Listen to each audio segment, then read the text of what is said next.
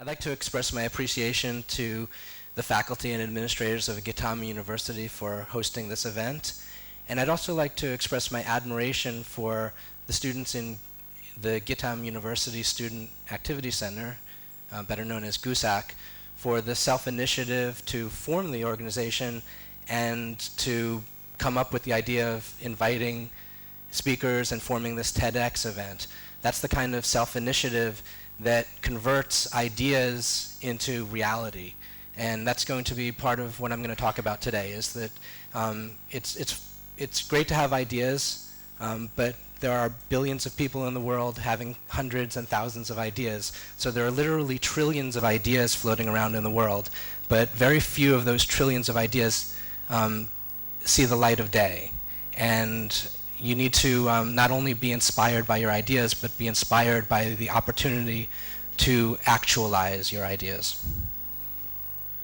So Peeps is a word that if you look it up in the Oxford Dictionary, you'll see references to furtive or sneaky glances. And colloquially, it's also a slang expression that means your friends, actually your best friends. And that's what I have in mind with this chess Peeps idea. So this is a still that we've made, and basically the slogan is "Chess comes to life," and it's an idea that a lot of people have thought about. We're going to actually make it happen. We pitched the idea to Cosme. They're the retail publisher of Angry Birds. And they liked the idea, and we also posted a Facebook page about it, which quickly gathered thousands of fans. So this is something that I've been stewing on for many years, and I'm very excited about it because I'm finally actualizing my idea. As I said before, ideas are sort of a dime a dozen, and an idea that's not actualized is simply a dream. So I'm going to explain the motivations, what inspires me about this, and then I'm going to try to help you to actualize your own dreams into reality.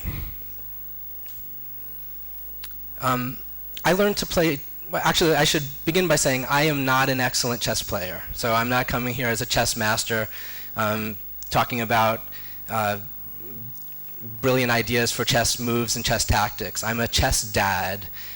Before I was a chess dad, I was a little boy learning to chess, taught by my own father, and I enjoyed the game of chess a lot. I used to play it with my school friends, and I thought I was brilliant with an opening where I brought my rooks out first. So I said, "Oh, these rooks are really powerful, guys. Get them out and attack right away."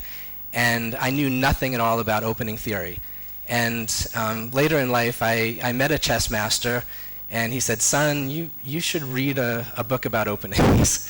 So I progressed a little bit, but beyond that, that's who I am. I'm a chess dad, not a chess master. So this is my son. Years ago, when he was about 4 or 5 years old, I bought a chess set and I taught him to play, and he took to it. And around that time, there was a movie that inspired me. It's called Searching for Bobby Fischer. And it's all about the scholastic chess tournament scene in the United States. And there's a similar sort of a tournament scene here in India. And I was oblivious to that. I didn't even know it existed. I didn't realize the scope of chess education. And we got into it. Started going to chess tournaments. I vicariously enjoyed my son's successes. And I spent hours sitting in these tournament halls in between rounds, waiting, watching the kids, and thinking about what would be an inspiring way to learn chess.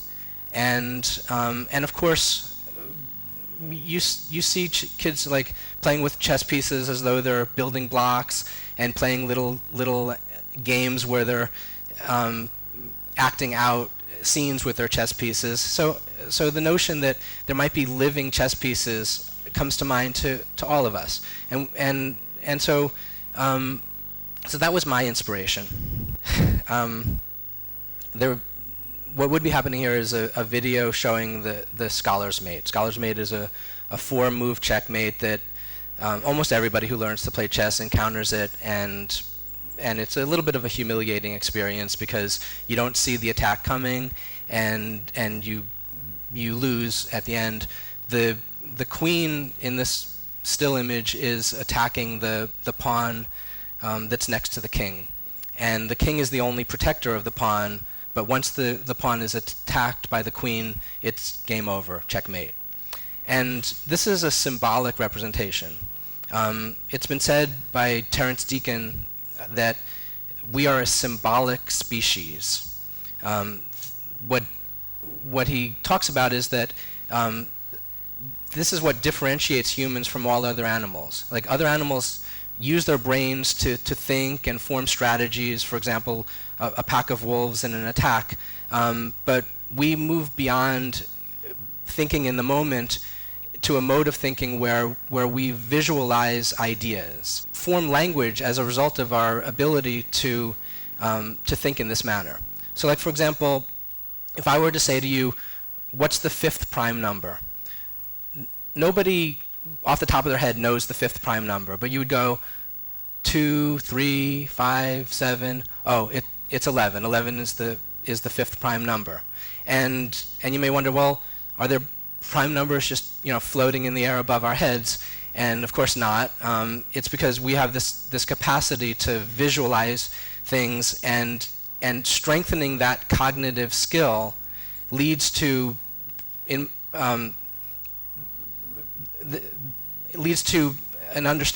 ability to think through problems of all sorts later on in life. It's a foundational building block. And so there are a lot of people in the chess community who feel that early learning of chess strengthens the neural development that results in stronger cognitive abilities throughout the rest of your life. So as I was thinking about this idea, the way that I've been thinking of it is enhancing cognitive development and using the ability that people innately have to understand facial gestures and body language. So this is an important thing to understand, that people are almost hardwired to recognize faces and the style of interactions. And the idea that I had with Chess Peeps is that you can harness that to make it easier and faster to learn chess and develop stronger chess skills, because the pieces are purely symbolic, and we don't quickly make the leap from symbolism to threats on the board. So with Chess Peeps, the characters are going to be glancing either at the pieces that they're attacking or at the pieces that are attacking themselves. And this recognition of facial gestures and body language comes naturally to a lot of people, but there are some people who have a handicap that's called agnosis. So it can be at a level where you just simply are oblivious to facial expressions. I used to work with a colleague who had a knack for getting under people's skin in meetings, and then he said to me, no, I have this problem. I don't see when people get angry. I don't understand when they're happy. And I found that hard to believe. But I looked it up on Wikipedia, and indeed there's this thing called social expression agnosis. And then there are other people in the world who can't even see faces. Like they will look at a person and it's sort of like a blur. They don't recognize that. So when we announced Chess Peeps, we started receiving messages from people with various concerns about how this could help their child with autism. A man who had his brain injured in a car collision was saying to me that he used to be a very strong chess player, but now he can't pick it up again, and he feels that this is going to be beneficial to him. So here's an idea that, at essence, it's a video game, but beyond that, it's an improved educational paradigm, and even beyond that, it's possibly a neurological therapy that could have enormous social benefit. The idea of living chess pieces is not new. I am not the first person to come up with such an idea. This, for example, is a still image from Lewis Carroll's book, Through the Looking Glass. It was the sequel to Alice in Wonderland. This was published in 1871. That's the Red King sleeping. And a lot of people are also familiar with these. These are called the Lewis chessmen. They were an archaeological find on the Isle of Lewis. They're believed to be Norwegian sculptures that were produced in the 12th century. So it's not entirely clear whether these are actually chess pieces, but it's a similar sort of a concept. You can see that the pieces are fretful or concerned, forming strategies. This is the way that we're thinking about chess peeps, that it's not just about an action scene where the queen gets decapitated. In fact, we're steering away from a lot of violence. It's more about recognizing board positions from the activities of the pieces themselves. Knight to e5.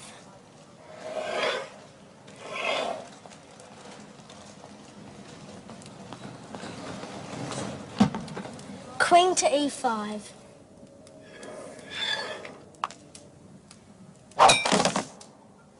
That's totally barbaric.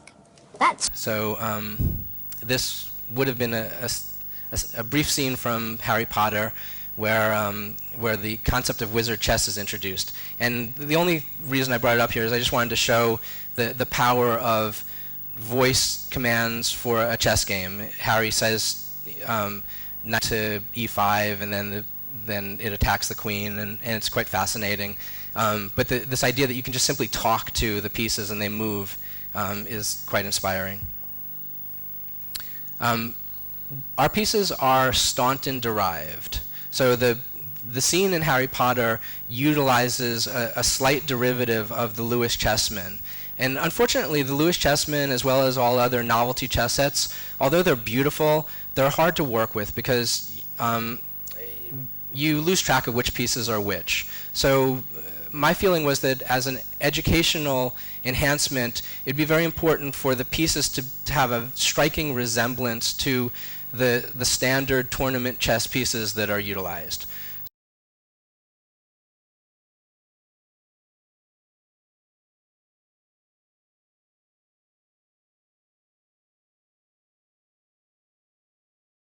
What we were trying to show here is the transformation from a standard rook to our animated rook.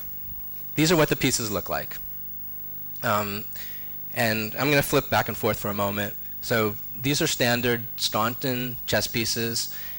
Staunton was a chess master decades ago, and so at chess tournaments, this is the most common chess set that you'll see. And our pieces are like Pixar or Disney animated characters. They sort of have elements of the broom in Fantasia and so forth. And they have a very, very close resemblance. So you can see how the king, the queen, the bishop are closely derived from those pieces. The pawn is like a little soldier. He's holding a spear.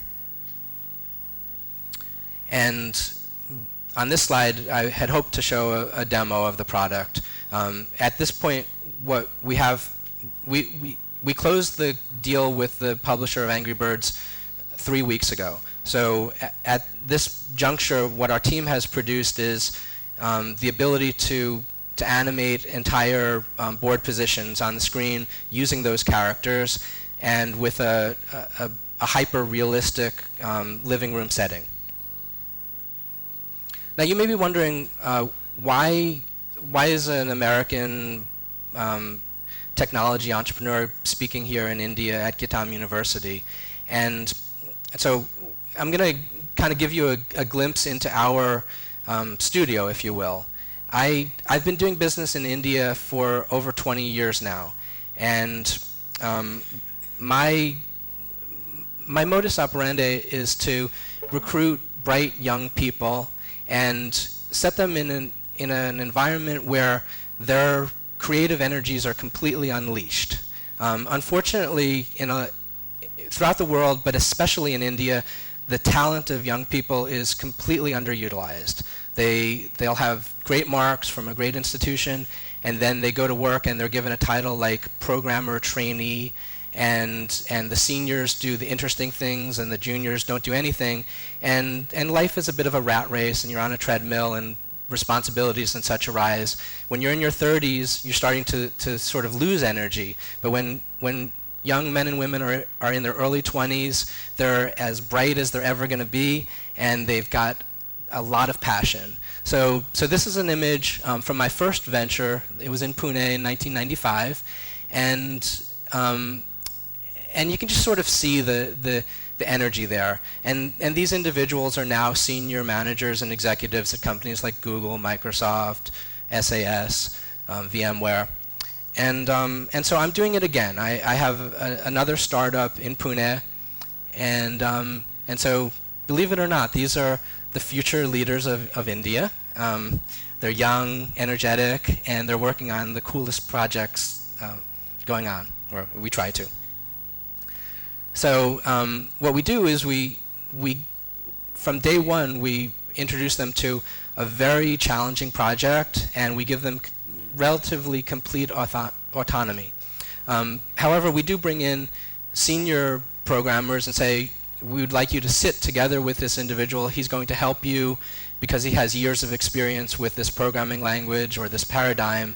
And as you can see, they sit working together, and they learn through a process of osmosis. But again, they have a lot of responsibility.